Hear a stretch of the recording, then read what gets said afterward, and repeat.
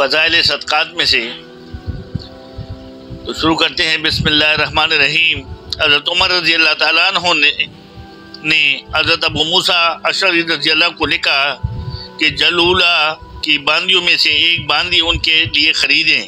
انہوں نے ایک بہترین باندی خرید کر بھیجی۔ حضرت عمر رضی اللہ تعالیٰ عنہ نے اس باندی کو اپنے پاس بلا لیا اور یہ آیات شریفہ پڑھی اور اس کو آزاد کر دیا۔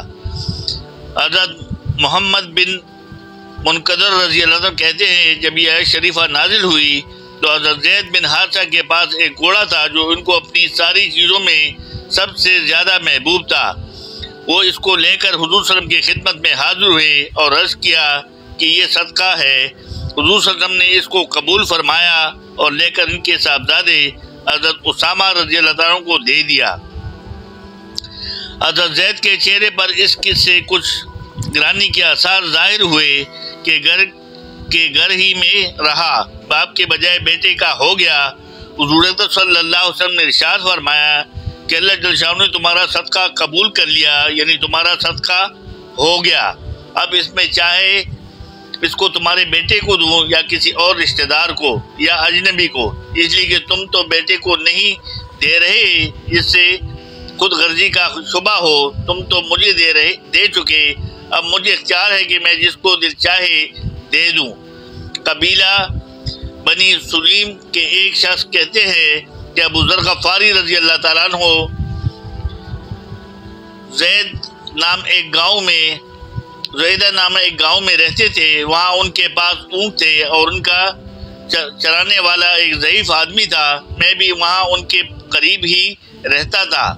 میں نے ان سے عرض کیا کہ میں آپ کی خدمت میں رہنا چاہتا ہوں، آپ کے چرواہے کی مدد کروں گا اور آپ کے فیوز حاصل کروں گا، شاید اللہ جل شانہ آپ کی برکات سے مجھے بھی نفع عطا فرماوے۔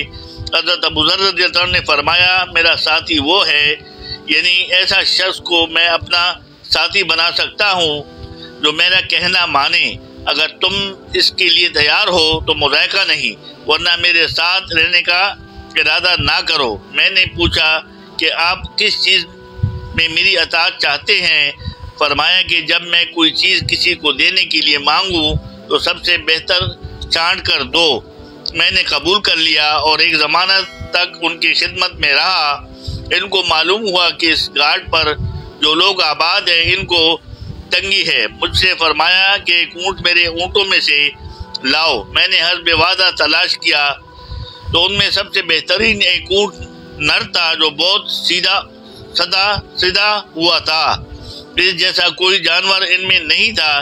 میں نے اس کے لیے لے جانے کا ارادہ کیا، لیکن مجھے خیال ہوا کہ اس کی خود یہاں بھی جفتی وغیرہ کے لیے ضرورت رہتی ہے۔ اس کو چھوڑ کر باقی اونٹوں میں جو سب سے افضل اور بہتر جانور تھا وہ ایک اونٹنی تھی۔ میں اس کو لے گیا۔ اتفاق سے حضرت کی نظر اس اونٹ پر پڑ گئی جس کو میں مصلحت کی وجہ سے چھوڑ کر گیا تھا۔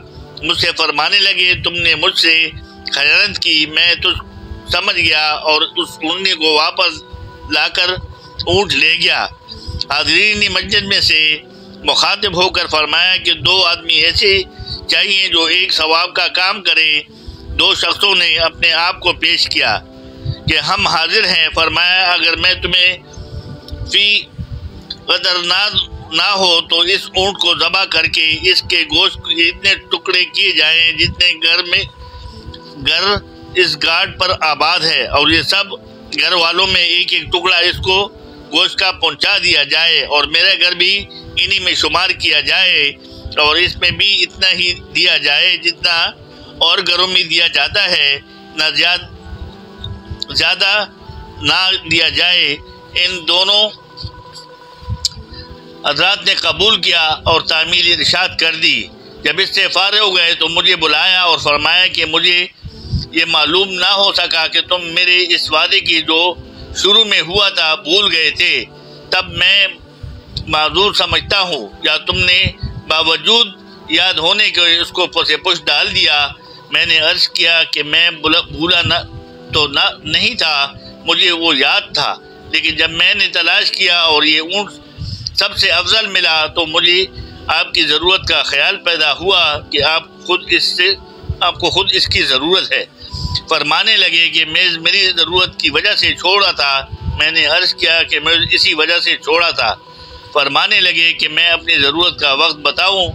میرے ضرورت کا وقت وہ ہے جب میں قبر کے گڑھے میں ڈال دیا جاؤں گا، اور وہ دن میری محتاجی کا دن ہوگا۔ تیرے ہر حال میں مال میں 3 شریک ہیں، ایک تو مقدر شریک ہے، معلوم نہیں کہ تقدیر اچھے مال کو لے جاوے یا برے کو، اور وہ کس چیز کا انتظار نہیں کرتی، یعنی جس مال کا میں عمدہ اور بہتر اور اپنے دوسرے وقت کے لیے کارآمد سمجھ کر چھوڑ دوں، معلوم نہیں کہ وہ دوسرے وقت میرے کام آ سکے گا یا نہیں، تو پھر اسی وقت کیوں نہ اس کو آخرت کا ذخیرہ بنا کر اللہ کے بینک میں جمع کر دوں۔ دوسرا شریک وارث ہے جو ہر وقت اس انتظار میں رہتا ہے کہ تو گڑھے میں جاوے تاکہ وہ سارا مال وصول کر لے۔ تیسرا تو خود اس مال کا شریک ہے کہ اپنے کام میں لا سکتا ہے، بس اس کی کوشش کرو کہ تینوں میں شریکوں میں سے کم حصہ پانے والا نہ ہو، ایسا نہ ہو کہ مقدر اس کو لے اڑے کہ وہ ضائع ہو جائے، یا وارث لے اڑے، یا اس سے بہتر یہی ہے کہ تو اس کو جلدی سے حق تعالی شانہ کے خزانے میں جمع کرا دے۔ بس میرے دوستو بزرگوں، کتنی زبردست بات آ گئی، کیسی قربانی کرتے تھے کہ عمدہ سے عمدہ چیز اللہ کے راستے میں صدقہ کرتے تھے، دنیا کی لالچ اپنی ضروریات کا خیال نہیں کرتے تھے، بلکہ صرف اور صرف اللہ کو راضی کرنے کا خیال ان کے دل میں ہوتا تھا۔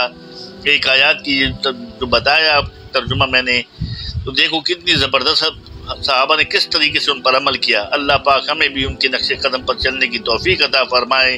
صدق اللہ مولانا العلی العظیم۔